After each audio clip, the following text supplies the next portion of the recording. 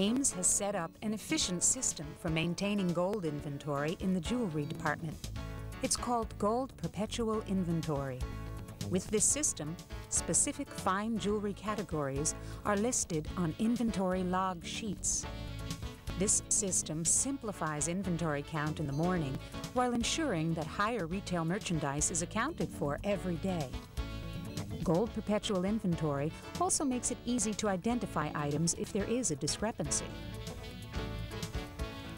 Kim is a jewelry department manager at an Ames store in Connecticut. The first thing Kim does in the morning is set up each showcase. Pads of jewelry that are locked underneath the showcase are retrieved and set up in the showcases.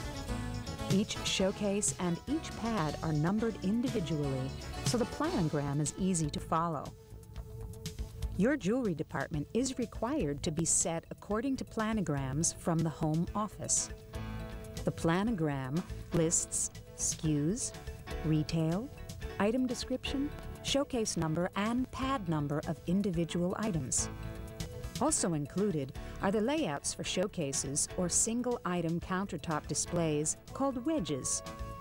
Wedge items are changed monthly via the wedge schedule published in priority points. Now Kim's ready to record the morning inventory.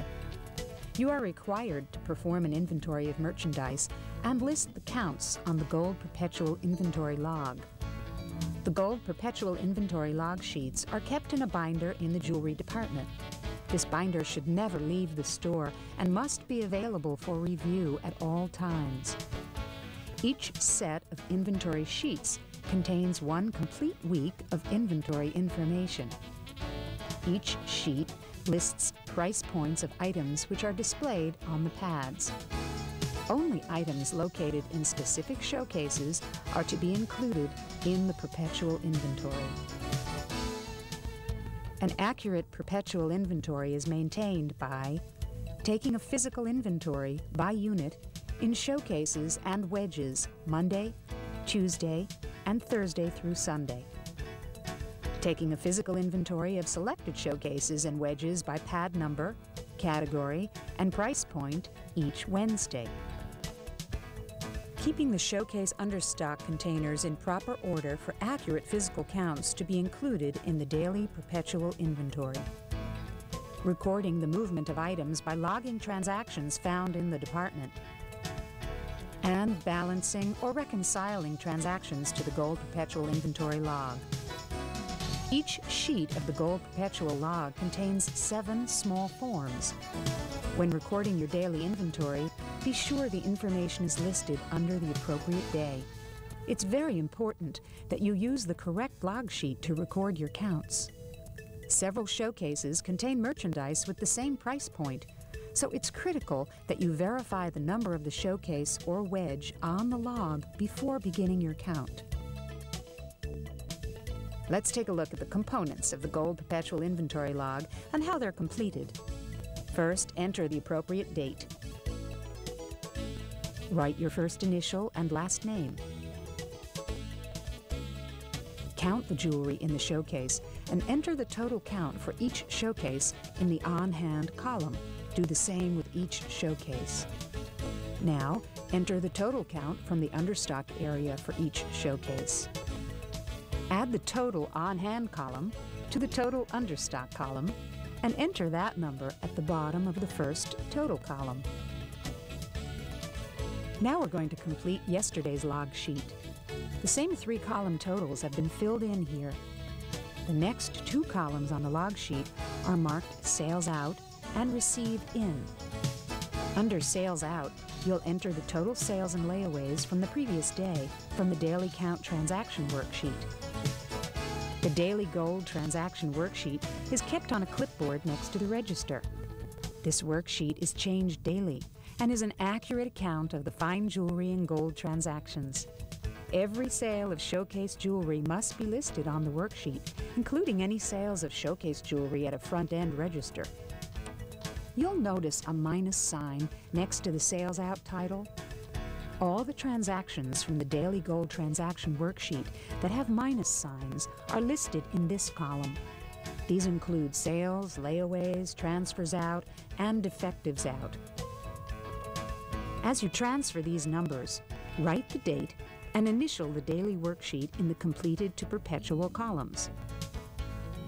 Under the received in column, write the total receipts and transfers in from the other side of the daily worksheet. The plus sign in this column indicates items coming into the department. These include non-defective customer returns, canceled layaways, receipts, and transfers in. Again, remember to write the date and initial the worksheet in the completed to perpetual columns. Finally, add the figure from the first total column on the log sheet to the received in column and subtract the number from the sales out column. Record this number in the last total column on the log sheet.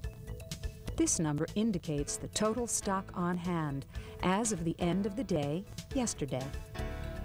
Now, reconcile yesterday's total stock on hand figure with the first total column on today's log sheet. These two numbers should be the same. Each day, the store manager must review the log for accuracy and sign it. There may be times when the counts do not balance with the previous day. The first step you should take is to physically recount the inventory. The next step to solving the discrepancy is to repost the figures from the daily transaction worksheet to the inventory log sheet. Some things you should look at when a discrepancy occurs are: did you add correctly?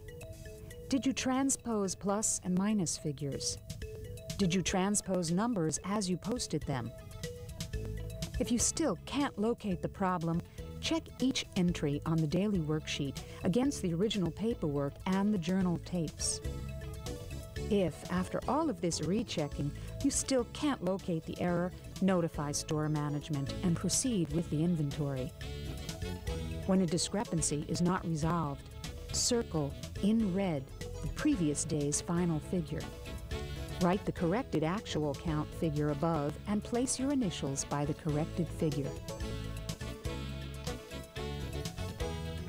Receipts of fine jewelry and gold merchandise must always be physically checked in by store management and the jewelry associate immediately upon arrival.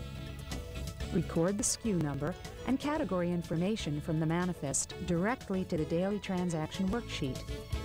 When the manifest is large, write "as per attached" and staple the manifest to the worksheet. If the showcase does not need to be replenished, add the merchandise to the appropriate understock container. The only transactions that will not be transferred from the daily transaction worksheet to the gold perpetual inventory log sheet is a defective customer return. On the daily transaction worksheet, this is the only section without a plus or minus sign. That's because defective customer returns are never added to or subtracted from the inventory. Here, Kim helps the customer who is returning a defective piece of jewelry. Excuse me. Hi, can I help you? Yes, I bought these earrings last week and the clasp broke on one of them. Oh, that won't do. How about if I walk you over to customer service and you can make your return? Okay. Although she accounts for the return on the daily transaction worksheet, she does not add the returned item to the gold perpetual inventory. An Ames damaged defective tag is attached to the item, then placed in the locked showcase understock. Each day's total should be an accurate count of actual inventory. If there is a discrepancy, go back and carefully review your figures. With this system, it's easy to track down a mistake. If a variance in actual inventory cannot be resolved, contact store management immediately. Remember, a manager must review and sign the top of each day's inventory log. When your gold perpetual inventory sheets are completed, the numbers in your final total columns should be the same day after day. This inventory process is fast, efficient, and accurate, and it helps track down discrepancies with precision. Now that Kim has finished her inventory, she's ready for her first customer of the day.